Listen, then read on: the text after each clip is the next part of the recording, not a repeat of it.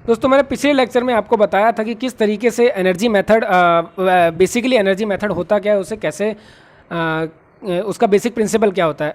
आज के लेक्चर में हम पढ़ेंगे कि एनर्जी मेथड को किस तरीके से हम यूज़ कर सकते हैं। तो उसके लिए मैंने यहाँ पर एक एग्जांपल लिया हुआ है स्प्रिंग मास सिस्टम का, और आज हम इस क्वेश्चन को सॉल्व करेंगे। तो एक स्प्रिंग मास सिस्टम है और यहाँ पर जो अलग अलग एनर्जी है वो एक तो स्प्रिंग का पोटेंशियल एनर्जी है और एक मास जब मूव कर रहा है तो उसका काइनेटिक एनर्जी। हमारे पास सिर्फ दो एनर्जी है, तो हमें इन दोनों एनर्जी को at an interval of time T पर निकालना है और इससे हमें टोटल एनर्जी का पता लग जाएगा। तो अगर मैं बात करूँ स्प्रिंग की पोटेंशियल एनर्जी की, तो स्प्रिंग की जो पोटेंशियल एनर्जी स्टोर होती है वो होती है हाफ के एक्स स्क्वायर, जो कि एक्स जो है वो मीन पोजीशन से उसका डिस्प्लेसमेंट है। तो हाफ के एक्स जो हो गया स्प्रिंग का पोटेंशियल एनर्जी, जो कि यहाँ इक्वेशन 1 से मैंने निकाल दिया है। अब काइनेटिक एनर्जी का फॉर्मूला मैं जानता हूँ half m v square, v is first derivative of displacement x dot. तो सेकेंड इक्वेशन से मैंने यहाँ पर काइनेटिक एनर्जी को भी दिखा दिया है। अब जो मेरी टोटल एनर्जी है सिस्टम में वो है kinetic energy of spring plus kinetic energy of mass plus potential energy of spring, और जो कि हमेशा इस समय कांस्टेंट है, हमेशा ही कांस्टेंट रहेगी। तो total energy is T potential energy of spring plus kinetic energy of mass is equal to constant रहेगी। इन दोनों टर्म्स को मैंने यहाँ पर लिखा इक्वेशन 3 में कि पोटेंशियल ये तो पोटेंशियल एनर्जी ऑफ स्प्रिंग है और ये काइनेटिक एनर्जी ऑफ मास है, लेकिन ये हमेशा कांस्टेंट होगा एनर्जी। तो अगर मैं इक्वेशन 3 को डिफरेंशिएट करूंगा विद रेस्पेक्ट टू टाइम, अगर मैं इक्वेशन 3 को इस इक्वेशन को डिफरेंशिएट करूंगा विद रेस्पेक्ट टू टाइम, तो जो कांस्टेंट है अगर मैं dt डिफरेंशिएट कांस्टेंट टर्म का करूं तो वो इक्वल हो जाएगा 0 के, which is shown by this. तो इक्वेशन 3 को डिफरेंशिएट करने के बाद जो मुझे सॉल्यूशन मिलेगा वो मिलेगा ये, और इस तरीके से एक सेकेंड ऑर्डर डिफरेंशियल इक्वेशन मुझे मिल गई है इस स्प्रिंग मास सिस्टम की। तो स्प्रिंग मास सिस्टम की जो सेकेंड ऑर्डर डिफरेंशियल इक्वेशन है वो ये है।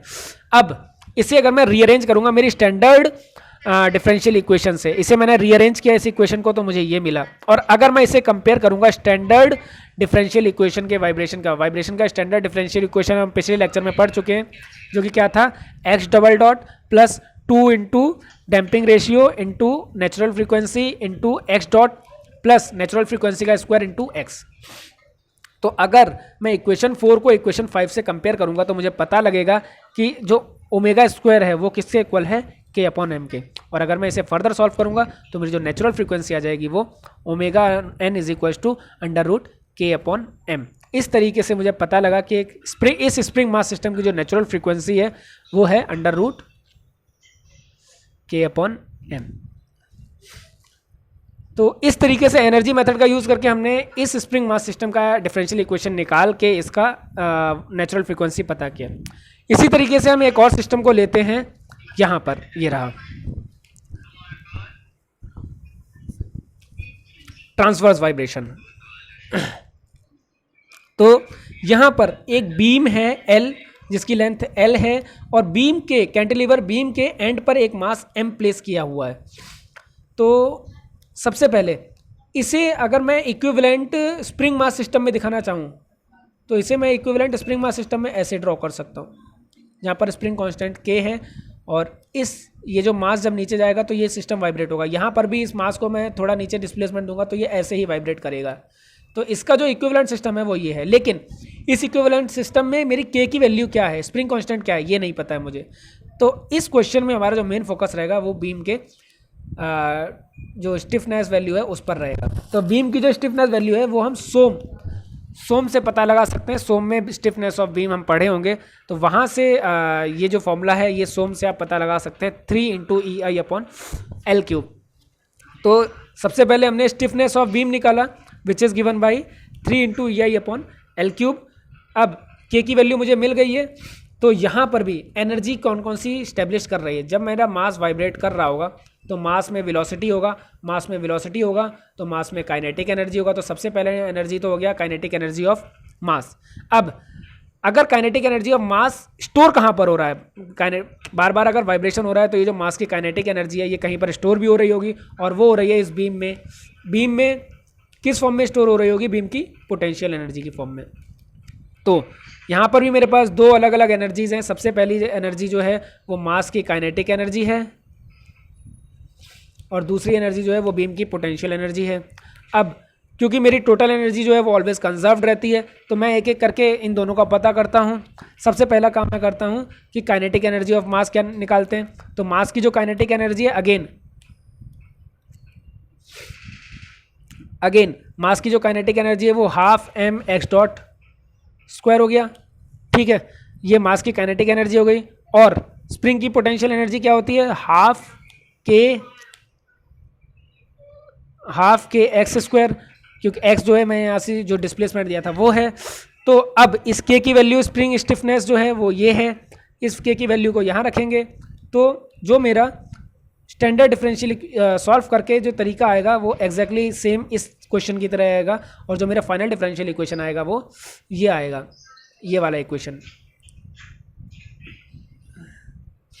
यहाँ पर के इक्विवेलेंट मेरा ये है। और अगर फर्दर मैं आगे जाऊँगा तो इसमें खाली जो मेरा ओमेगा एन से ये आएगा, omega n is equal to हो जाएगा under root k upon m. ये भी स्प्रिंग मास सिस्टम है इसलिए सिर्फ डायरेक्टली के अपॉन एम।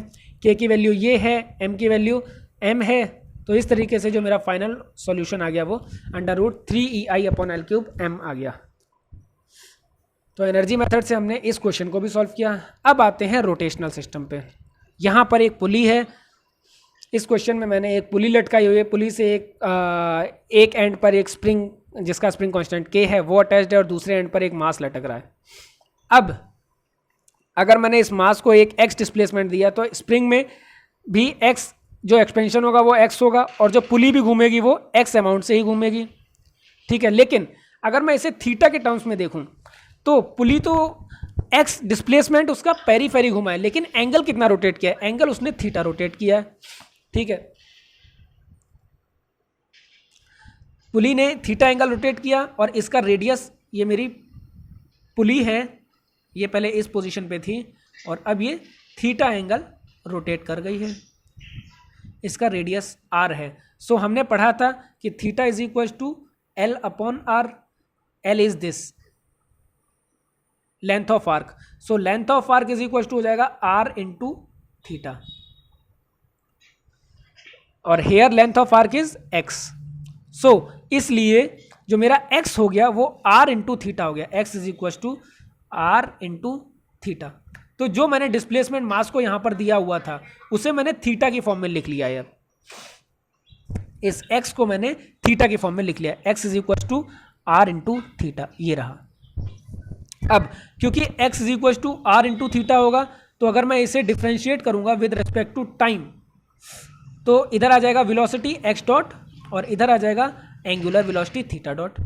सेकेंड इक्वेशन, अगर मैं सेकेंड इक्वेशन को फिर से डिफ्रेंशिएट करूंगा विद रिस्पेक्ट टू टाइम तो x डबल डॉट मतलब acceleration is equal to r into theta double dot मतलब एंगुलर एक्सेलरेशन। इस तरीके से x is equal to r theta हो जाएगा,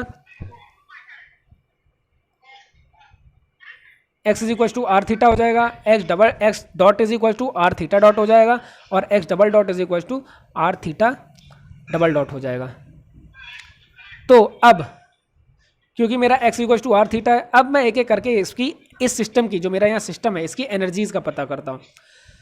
सबसे पहले तो इसमें स्प्रिंग है तो स्प्रिंग की पोटेंशियल एनर्जी होगी, पोटेंशियल एनर्जी ऑफ स्प्रिंग होगा। ठीक है, इसके बाद मास में वेलोसिटी v आ रहा है तो मास का काइनेटिक एनर्जी होगा। लेकिन इसके अलावा मेरा जो डिस्क है ये भी रोटेट कर रहा है और अगर डिस्क रोटेट कर रहा है तो इसमें टॉर्क होगा, मतलब काइनेटिक एनर्जी ऑफ डिस्क, या फिर मैं कह सकता हूं काइनेटिक एनर्जी ऑफ डिस्क। ठीक है, तो मेरे पास यहां तीन एनर्जी हो गई। सबसे पहली एनर्जी तो स्प्रिंग की पोटेंशियल एनर्जी, ये दूसरी एनर्जी हो गई मास की काइनेटिक एनर्जी ये, और तीसरी एनर्जी हो गई मेरी डिस्क की काइनेटिक एनर्जी इसकी। तो मुझे और जो टोटल एनर्जी है वो इन तीनों का सम होगा। तो इस तरीके से मुझे ये तीनों एनर्जी की इक्वेशन एक एक करके निकालनी होगी और उन्हें प्लस करके कांस्टेंट के इक्वल करना होगा। सबसे पहले मैं निकालता हूं पोटेंशियल एनर्जी ऑफ स्प्रिंग। तो अगर मैंने डिस्प्लेसमेंट x दिया है तो स्प्रिंग का पोटेंशियल एनर्जी हो जाएगा हाफ के एक्स स्क्वायर। ठीक है, तो x का हमें पता है x is equal to r into theta है, तो उस वैल्यू को जब मैंने पुटअप किया यहाँ पर, तो x is equal to r into theta का यहाँ पुटअप किया, तो फाइनल इक्वेशन जो आ गई मेरी वो 1/2 k इंटू आर थीटा का होल स्क्वायर आ गया। ये तो आ गई मेरी स्प्रिंग की potential energy. Potential energy of spring के बाद जो मास में काइनेटिक एनर्जी मैं उसे कैलकुलेट करता हूँ। तो उसके लिए मुझे पता है मास की kinetic energy is equal to half m v square होता है, मतलब half into m x dot square.